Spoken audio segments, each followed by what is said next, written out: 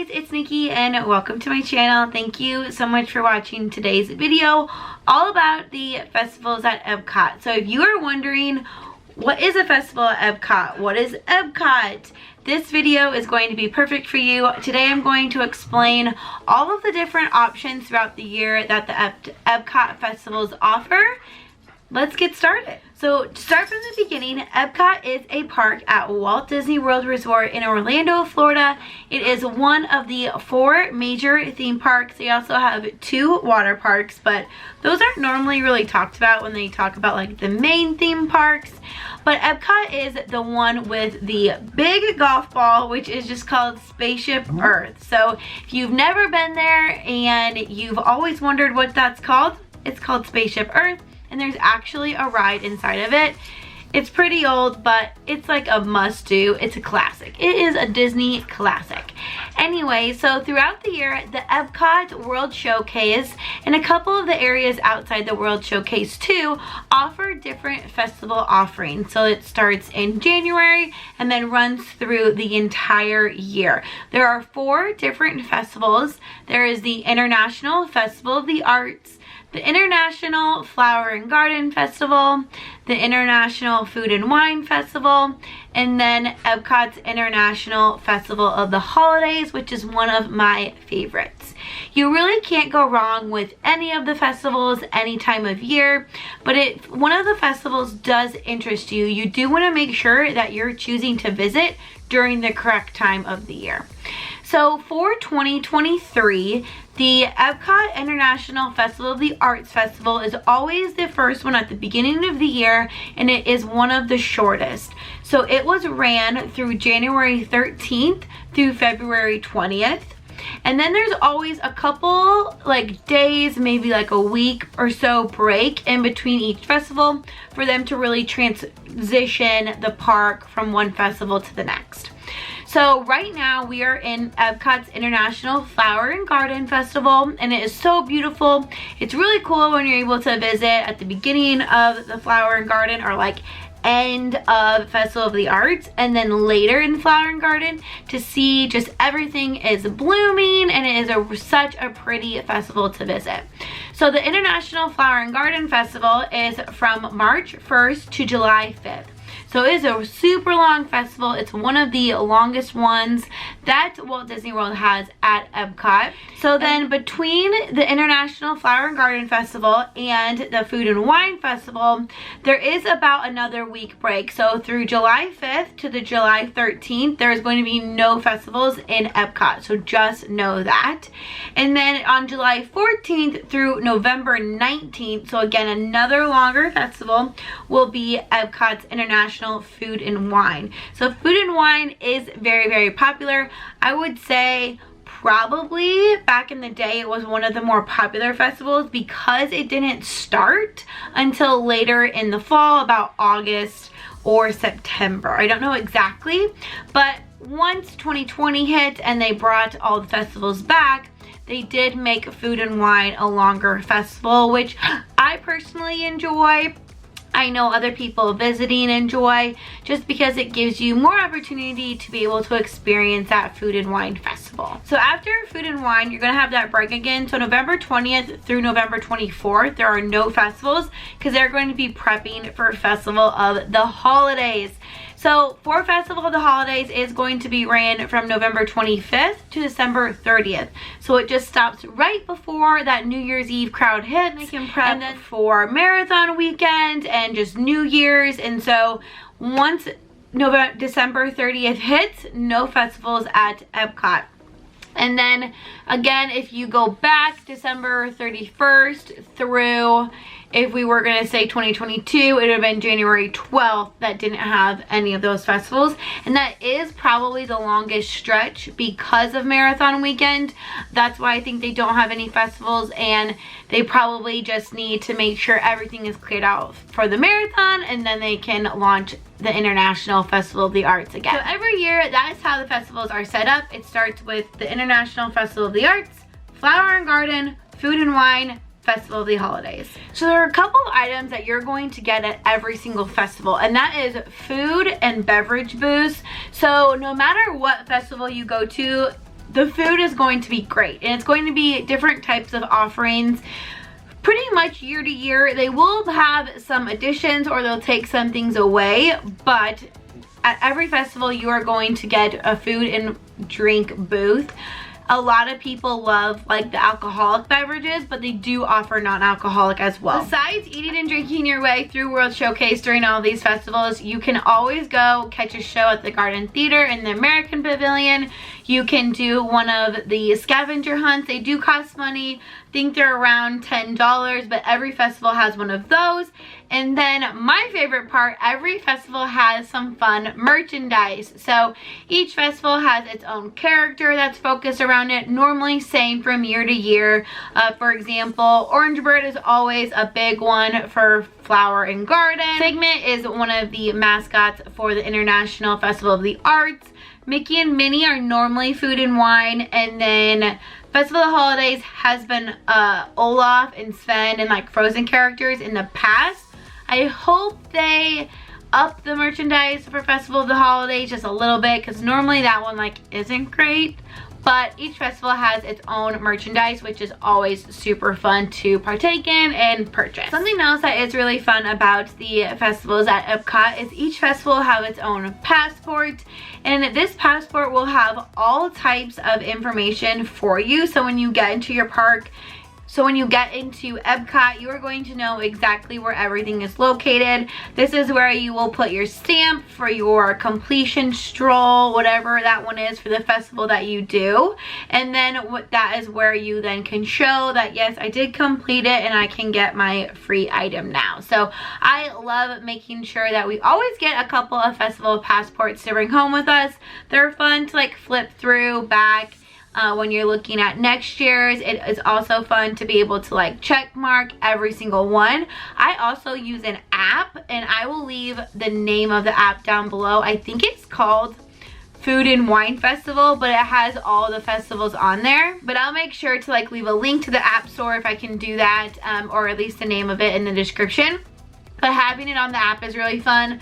But there's nothing better than getting into Epcot and jumping up the Skyliner, getting off your bus, scanning into the park and grabbing like that festival passport for the first time for that festival season. They are just so much fun to go to. So when we think about the shows at the Garden Theater, my personal favorite is at Festival of the Holidays, and that is the Candlelight Processional. And we have been able to go for the past couple of years, and there is just nothing like it. They do the story of Christmas, and a huge choir comes and sings hymns, and it is just such a beautiful experience. If you've never been, I would highly recommend going to Walt Disney World for the holidays. There's just like, it's always magical, but during Christmas time, it's just even more magical. And now that the 50th is over, I will just be manifesting and crossing all the things until Christmas time hits at Disney World, that they're gonna put the dream lights back on the castle, because there is nothing like seeing the castle just light up with the dream light. So everybody like send good vibes to Disney World, start manifesting it. We need the dream lights back. Okay, but today's video is all about Epcot Festival, so let's stay focused on the festivals. So besides the shows that you can see in the Garden Theater, they do have those paid scavenger hunts that you can do.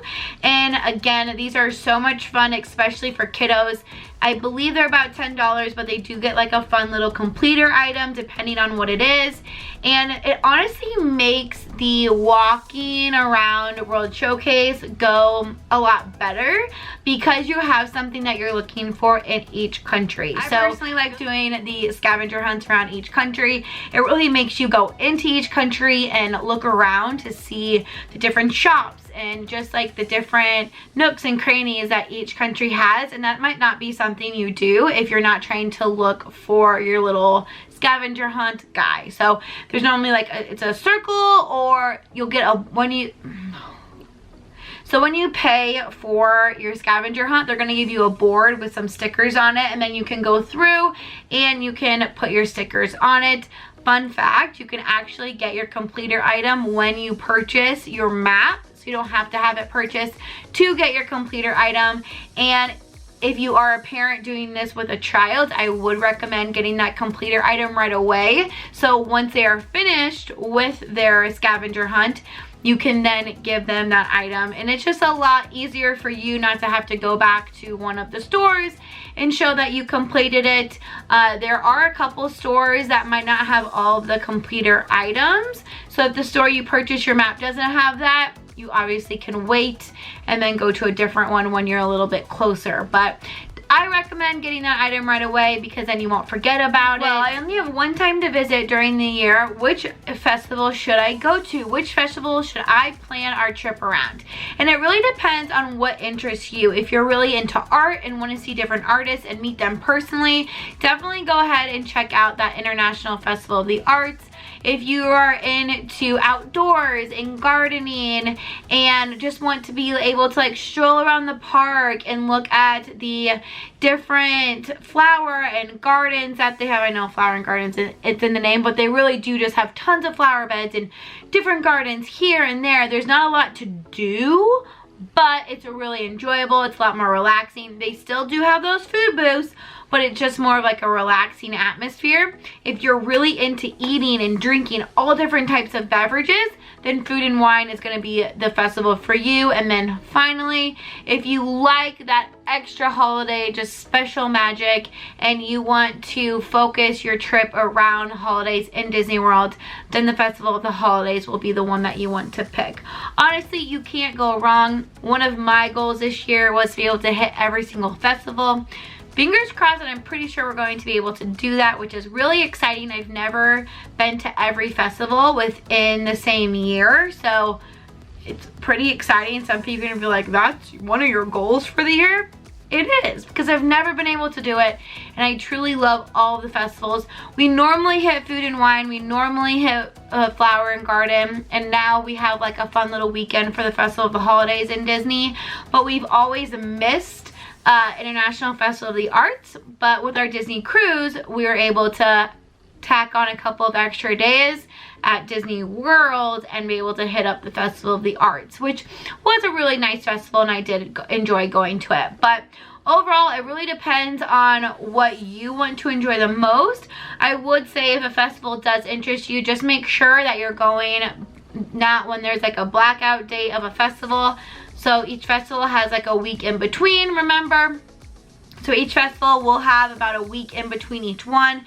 So if a festival does interest you, just make sure that you're not going during those times. If you ever have any questions about when to go, always feel free to leave those questions in the comments of any video. Honestly, I'm happy to answer them for you. When you do visit Epcot, I would always recommend going during the week and trying to avoid the beginning of the festival or like the end of the festival, because those are going to be your busiest times. Epcot is a very heavy locals park on the weekends and at night, and so you're going to see those crowd numbers increase. So try and go during the day or just during the weekday, and those crowds are going to be a little bit lower for you. Well, there's never a bad time to visit Epcot throughout the year, but it really depends on what type of festival you want to be able to experience and just see more a little bit deeper on each one of the festivals and what they mean. So for Festival of the Arts, obviously that's going to be really focused on a lot of art. All different types of art as well. So you're gonna have food items that are gonna be really focused on how it looks on your plate. It might be a little bit of a deconstruction, and I'll throw some pictures and videos of what the International Festival of the Arts looks like. But it is a really fun time, and I will leave all of my festival playlists from Epcot in the description down below too. Some of those items might not still be there when you visit, or it's like a previous festival, but pretty much everything is the same year to year. They will have new food offerings and drink offerings. However, a lot of the extra items are very similar. Within Festival of the Arts, you're gonna have tons of booths with tons of different artists that are licensed by Disney or Marvel or Star Wars, anything like that. And it is a great opportunity for you to get some really unique pieces from these incredible artists. There are like spinny arts that you can make yourself. There is like a big mural that you can paint. There's not a ton to do at the International Festival of the Arts Festival as much as like other festivals. That's the thing about the festivals in Epcot. They're all good. It just depends on what type of food you like, what time of year you want to go, and if you are really into the arts, then you would really love Festival of the Arts. For Flower and Garden, it's going to be more focused on nature and gardening and everything that is like surrounding the festival besides just the food booth. So you have your butterfly house that you can visit. There are tons of just like different flowers and gardens just throughout the entire World Showcase at Epcot. The Flower and Garden Festival would be for you. So Flower and Garden, it's focused around flowers, nature, and gardens. And then you have food and wine. So food and wine is definitely the most food and like beverage focus. Obviously, it's in its name. And that one does have a little bit more food booths, a little bit more of offerings, but then the extra things around the park, like fun little things to do outside of eating and drinking, they don't have as many as those as they do for the other festivals. And then Festival of the Holidays. So like I said at the beginning of this video, Festival of the Holidays is probably my favorite.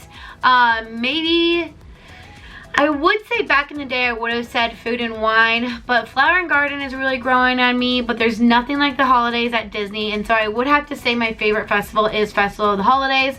They have a cookie stroll. And I should have mentioned that too with each one of the festivals.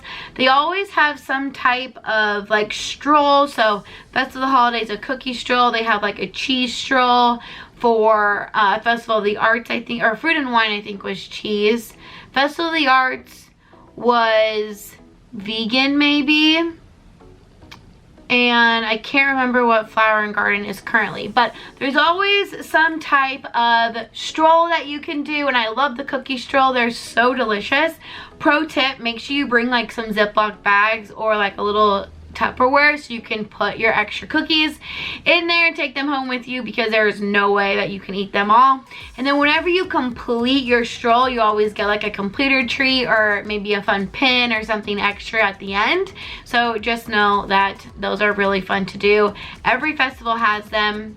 But yeah, so Festival of the Holidays is really focused around the holidays. They do still have their food and drink booths, but it's going to be the extra things that make that festival a little bit more special. So finally, to round out this video, what is Epcot like when there isn't a festival? And it's still really fun. So maybe these dates are the only dates you can go, and it just lands that there's not a festival in Epcot. And you know what? That is okay. Epcot is still really fun with no festival booths. You're still going to get tons of food options. Not as many unique items, but they will still have things available for you throughout the park. All of the rides are still there. You're just not going to have that extra little pizzazz. You're just not going to have that extra little sparkle or frosting like it does during one of the festival seasons. So just know Epcot is still fun, even if it doesn't have a festival. We go during marathon weekend for Run Disney, and there's not a festival during that time, but we still go to Epcot. We still enjoy it. Honestly, it makes us do extra things that we normally wouldn't do, or maybe try new items, because we are normally focused around the festival. So going to Epcot when there's not a festival is still fun, because you'll be able to just experience different things that you normally might not have time to, because you are focused on whatever festival is going on at that time. So truly, there isn't a bad time to visit Epcot. It's always fun. You have Guardians of the Galaxy, Test Track, Remy, Frozen, Ever After. There are so many fun different options. If there's not a scavenger hunt that you can do, you have KidCot in each one of the countries that your kiddo or you as an adult can still partake in, and that is a free activity. They can go in each country and get a sticker and like a little passport. So there are still plenty of options and activities for you and your family to do, even if you do visit Epcot not during a festival. But alright guys, that's going to be it for today's video, all about the international festivals offered at Walt Disney World's Epcot theme park.